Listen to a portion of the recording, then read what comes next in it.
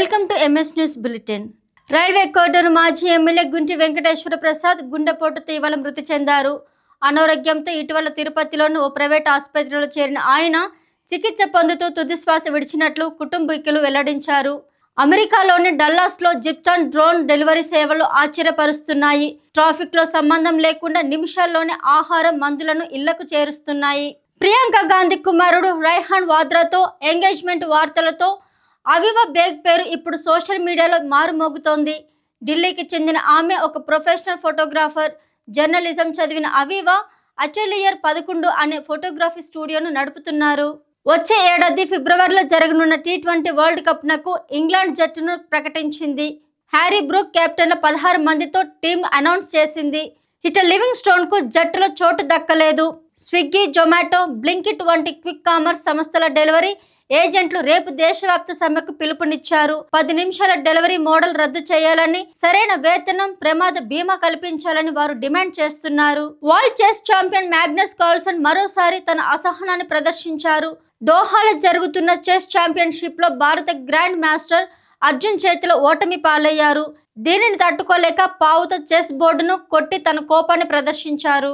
కొంతకాలంగా పెరుగుతూ వచ్చిన బంగారం, వెండి ధరలు ఇవాళ భారీగా తగ్గాయి.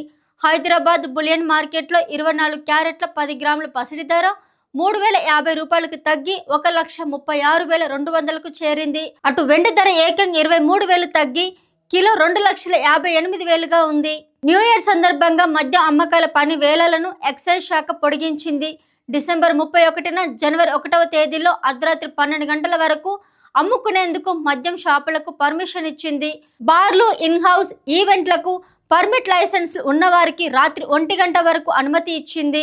బంగ్లాదేశ్ మాజీ ప్రధాని ఖలీదా జియా మరణంపై ప్రధాని మోదీ దిగ్భ్రాంతి వ్యక్తం చేశారు. ఆమె కుటుంబానికి, బంగ్లా ప్రజలకు సంతాపం తెలుపుతున్నట్లు ట్వీట్ చేశారు. హిందూ దేవతలు గరికపాటపై అనుచిత వ్యాఖ్యలు చేసిన తెలుగు యూట్యూబర్ అన్వేష్ కు నెటిజన్లు షాక్ ఇస్తున్నారు.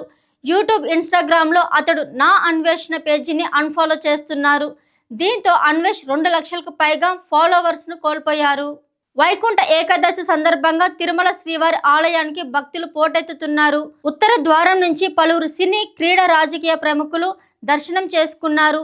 ఏపీ ఎంపీలు పెద్దిరెడ్డి మిథున్ రెడ్డి, గురుమూర్తి, ఎమ్మెల్యేలు Peddireddy, Chintamani Prabhakar, TG MP Raghunandan Rao, MLA Mallareddy, Bharat క్రికెటర్లు తిలక్ వర్మ, సూర్యకుమార్ యాదవ్, సినీ నటులు రాజేంద్ర ప్రసాద్, శివాజీ, శ్రీలీల తదితరులు దర్శించుకున్నారు.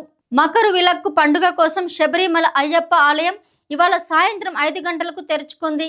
పవిత్రమైన దీపాన్ని వెలిగించిన అనంతరం భక్తులను దర్శనానికి అనుమతించినట్లు దేవస్థానం బోర్డు తెలిపింది.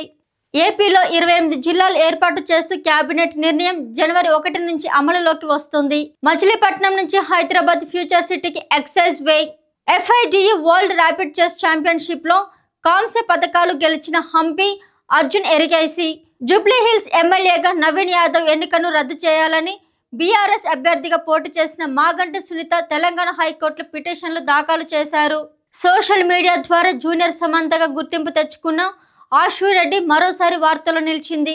రామ్ గోపాల్ వర్మతో చేసిన బోల్డ్ ఇంటర్వ్యూలతో పాపులారిటీ పెంచుకున్న ఈ ముద్దుగుమ్మ తాజాగా చేసిన గ్లామరస్ ఫోటోషూట్ సోషల్ మీడియాలో ట్రెండ్ అవుతోంది.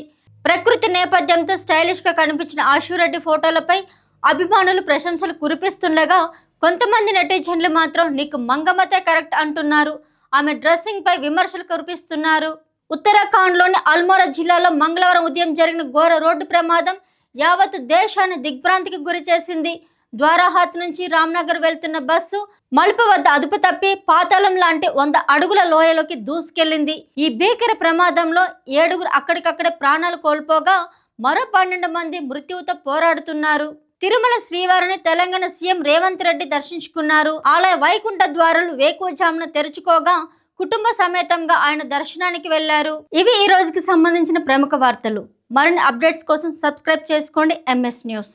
మీ ఊర్లో, మీ చుట్టుపక్కల ప్రాంతంలో ఏవైనా సంఘటన జరిగి ఉంటే వెంటనే మా ఛానల్ని సంప్రదించండి. మీరు మమ్మల్ని వాట్సాప్లో కాంటాక్ట్ అవ్వండి. మేము ఎటువంటి భయం లేకుండా మీరు మాకిచ్చే న్యూస్ను మా ఛానల్లో టెలికాస్ట్ చేస్తాము. మా నెంబర్ 9866696179.